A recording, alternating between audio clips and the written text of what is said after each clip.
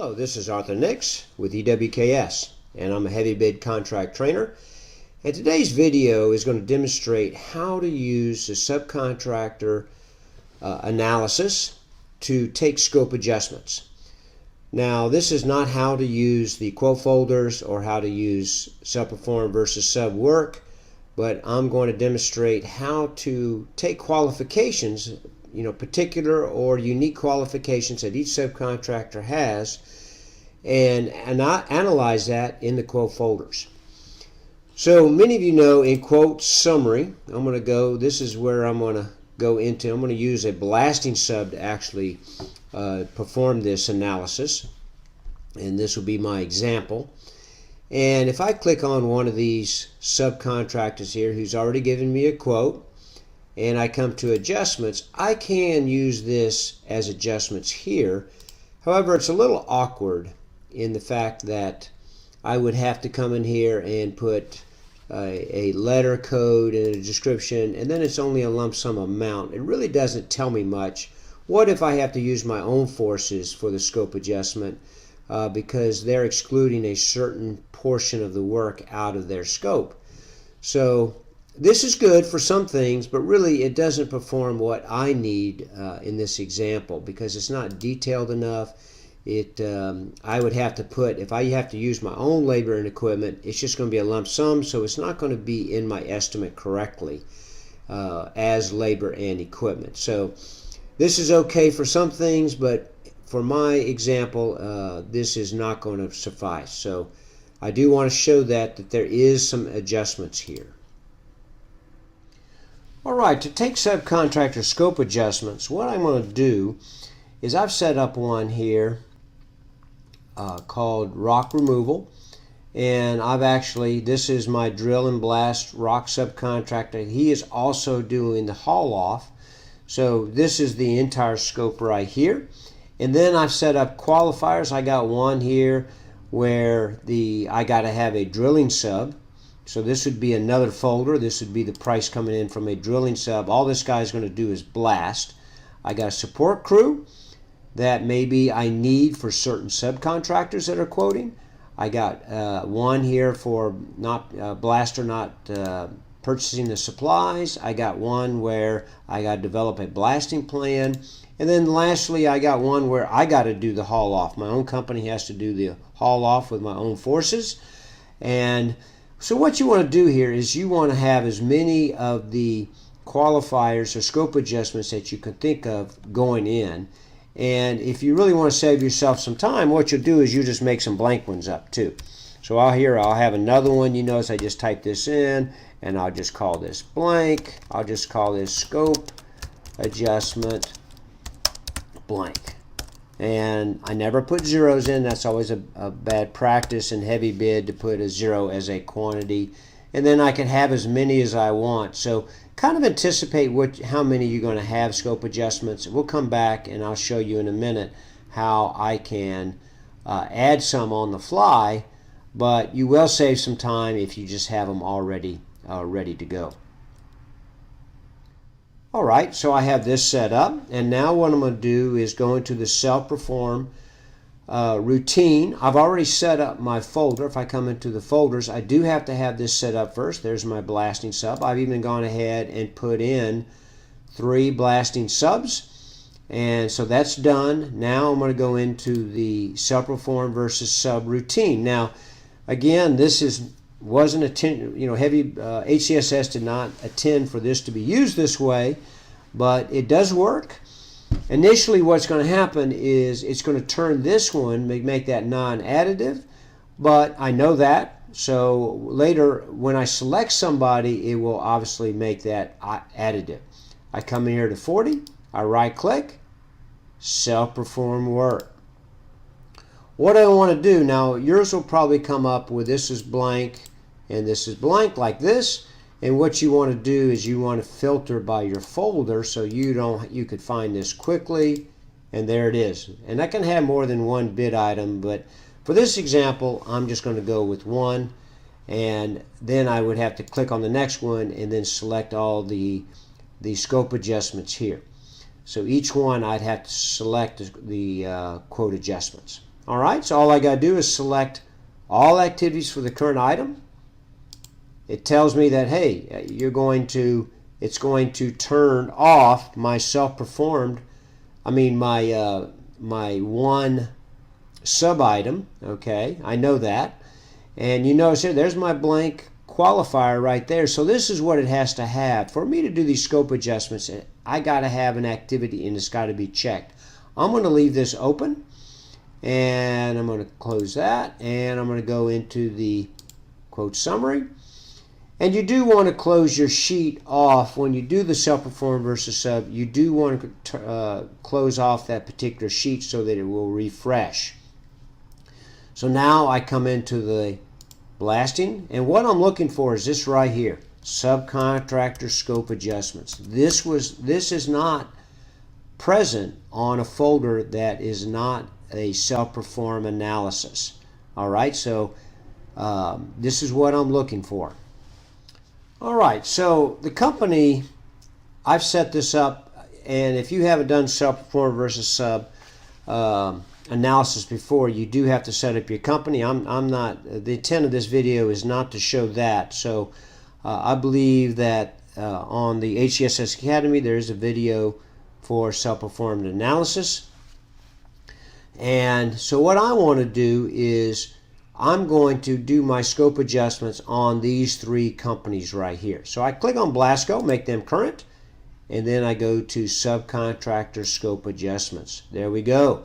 So that's what I'm looking for, much more detailed scope adjustments. And I'll say, look, in this particular, I got to have a support crew. Blasco's not, I've got to have a support crew for them. And I also got to have an engineer.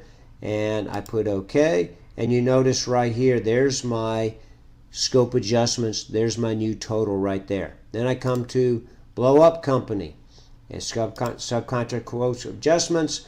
And I got to have a, he's not purchasing, he's not drilling, and I got to have a engineer with him. There we go. So there's his is $44,000. And then I got to have, for this company right here, subcontractor scope, and we got to load, my company has to load and haul out the rock. He's excluding that, but he's also has a much cheaper price. Okay, well, let's make it a little more than that. Let's make it $7.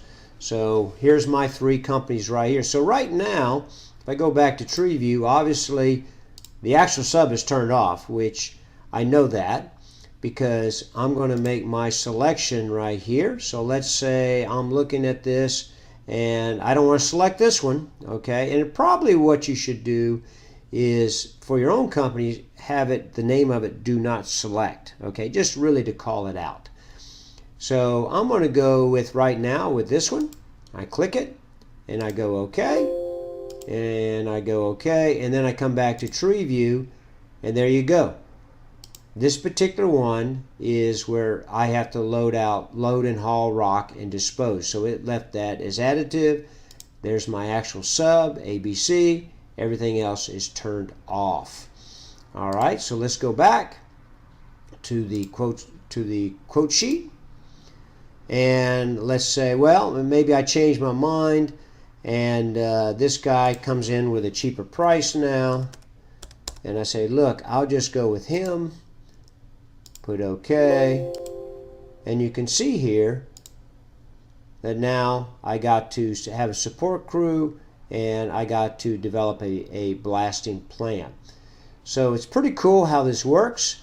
Now the thing, if you add let's say you have a qualifier or a scope adjustment just for a particular subcontractor. So I'm going to put Q7 40, and I'll just actually name it Blasco.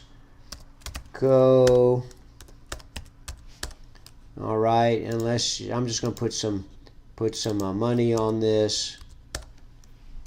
All right, so there it is. This is just for that subcontractor, some special qualifier.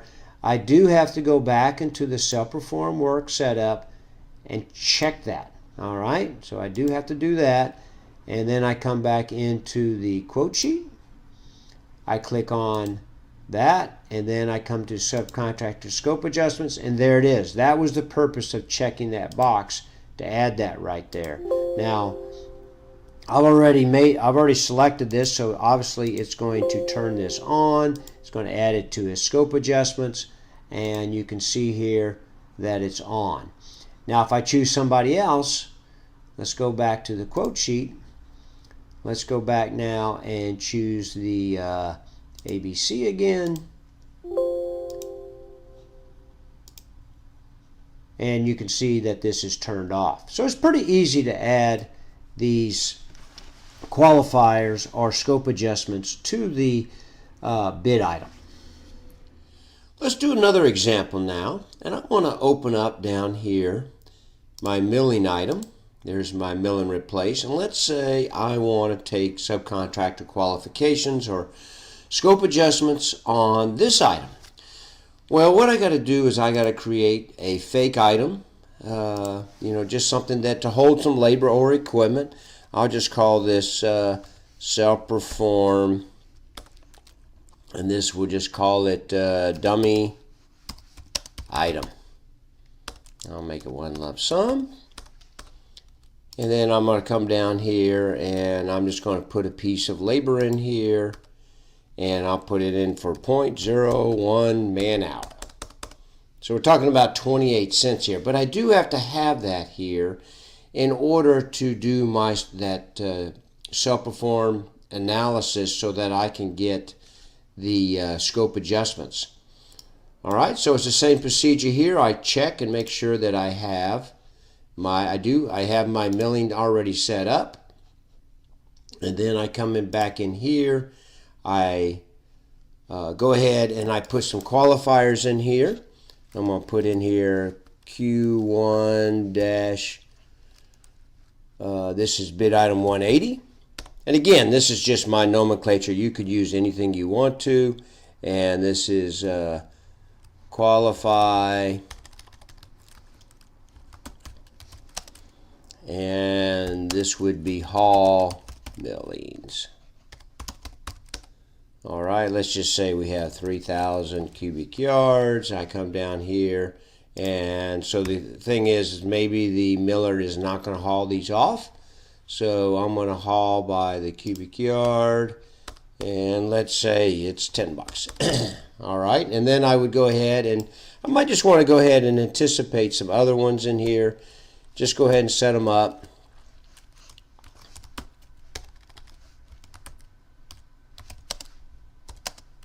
And we'll just call this open and one lump sum. You can always come back and change it. And you go ahead and create some more if you want to, if you anticipate more scope adjustments.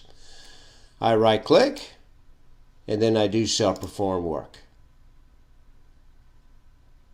I come in here and I say, okay, I want to go to my milling folder. Save myself some time. And there's my two qualifiers, and there's my dummy item. So I have to select all. Put OK. And remember, initially it's going to turn off my subcontract, but that's okay. I know that. I come back now to the quote sheet. And you notice it doesn't come up yet. So what I have to do is I have to close that out, come back in, and refresh it. And now I have my subcontractor scope adjustments. I'm not going to choose myself here.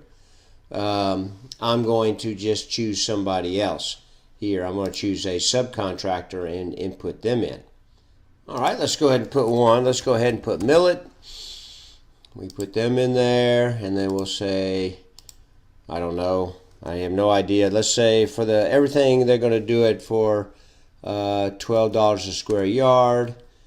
Probably a little expensive, and then let's say this is mill R us, add vendor, and let's say they're going to do it for 8. So now I can take qualifications on these. So I click on mill R us, scope adjustment, same procedure as we covered before.